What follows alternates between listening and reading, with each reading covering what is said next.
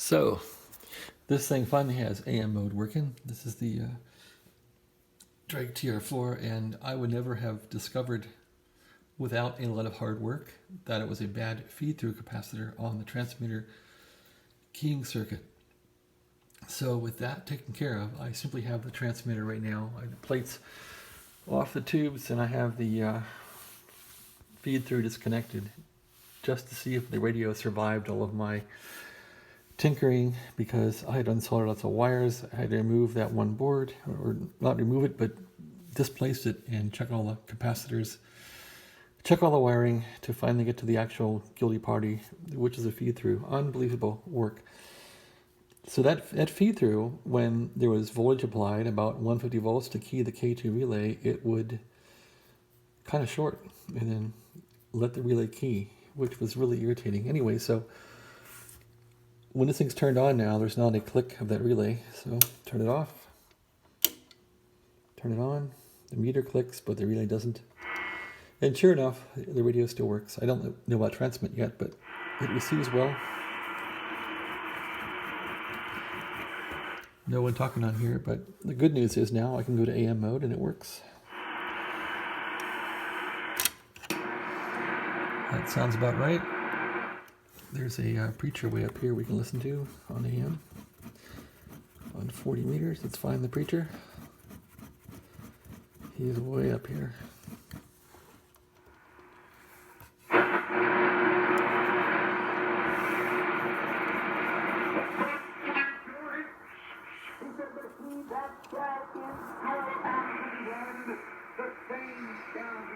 The one who's going to be saved out of this generation are those who are going to endure him after faith.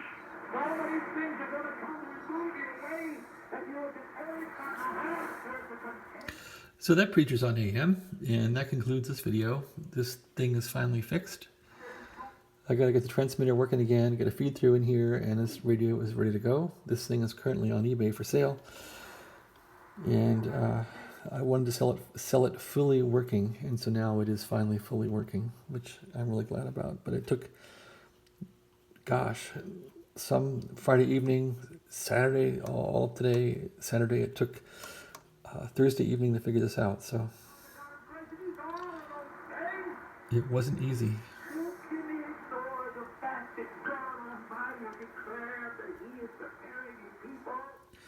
Well, let me go over again what it took to fix this thing, if people care, but we'll do it. And of course, you don't want to touch these wires on these tubes. It's 730 volts, you'll be dead. You'll be wishing you talked to the preacher, and because you'll meet God for sure if this thing shocks you. So one hand, take off the power cord here.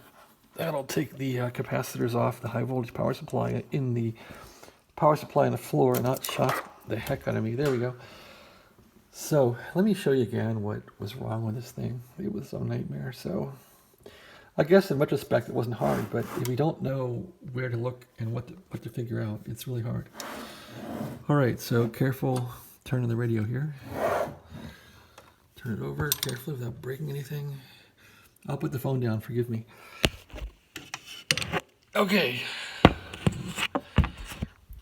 Radio's turned back over, and we'll once again go over what happened here. So this relay is called K2 in the schematic, and K2, this is responsible for moving the 9 megahertz oscillator up and down 0.001 megahertz.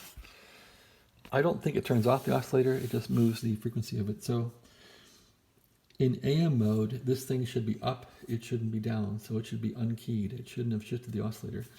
And whenever this radio was first turned on with a switch,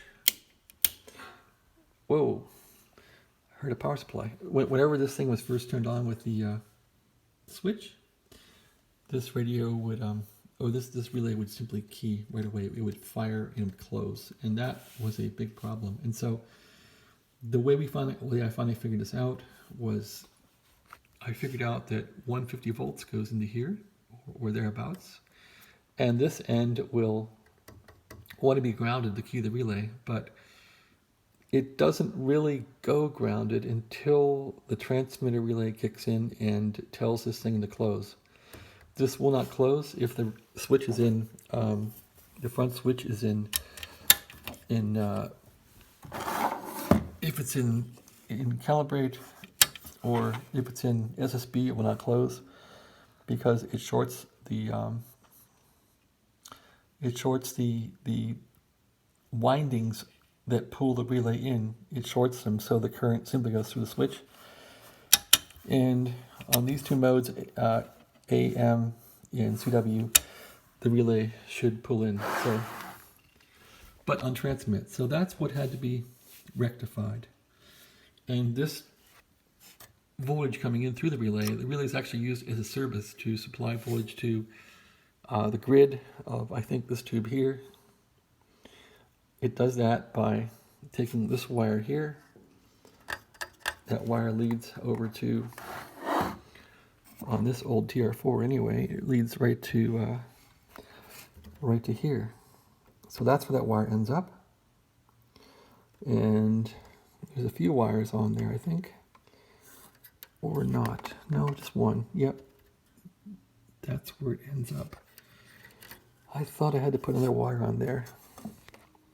Okay, yeah, there are two wires on there. You just can't see it. I did a great job of reassembling it. Anyway, so I took a lot of wires off here. I took wires off of this tube that come to this board, and I took off this wire. I took off this wire here going to this tube. And actually, I pulled this whole board out by unscrewing screws under the wires here. That took me like hours to get this board out, just to loosen it up and get it out. Look at all the connections, try and see if the board was faulty. It wasn't. So I finally find out that this wire coming out the side, this purple wire here coming out, was the guilty party. As far as this board was concerned, this had a resistance on it. So, and it was in the mega ohms, sometimes in the kilo ohms. So it was just dancing all around. So anyway, I find this wire finally ends up over here on this board, and that wire comes in right about here. There's the wire ends up right there. So of course I disconnect this big wire. I unsoldered that, took it away. What else did I do? Okay, and then we find this goes down through a resistor to the bottom wires here. Anyway, there's two orange wires down there. I took off one of the orange wires and it still shorted. I took off a second orange wire, and that was the guilty party. That's when the relay wouldn't fire anymore, and I knew I had the culprit. So I traced this wire finally over to this feed through that feeds the finals and tells the finals the key. So here's the wire right here, the wire from over here. Where was it? Losing it here. Long day. Okay, yeah, right there. That's the orange wire. So that wire ends up over here on this thing. This capacitor is, this feed through is bad. Gotta replace it. And so this wire would go to this choke. I guess I could jump it for a test, but I gotta get these feed throughs, get this feed through in here now. So that's about it. That's what took about 2 days, was just to find a bad feed through. So I guess in the future, if I keep fixing Drake radios, maybe I'll probably know this was a problem, and I can refer to YouTube again to figure it out. But I would probably then want to check these feed throughs for flakiness, which is a lot of work because you got to unsolder them all. But oh my gosh, I'm just glad this is figured out, and it took a long time. It was very frustrating. So if you have a radio, you'll fix it eventually if you keep trying. So keep trying, and the Drakes will keep running. All right, well, thanks for watching, and have a great day.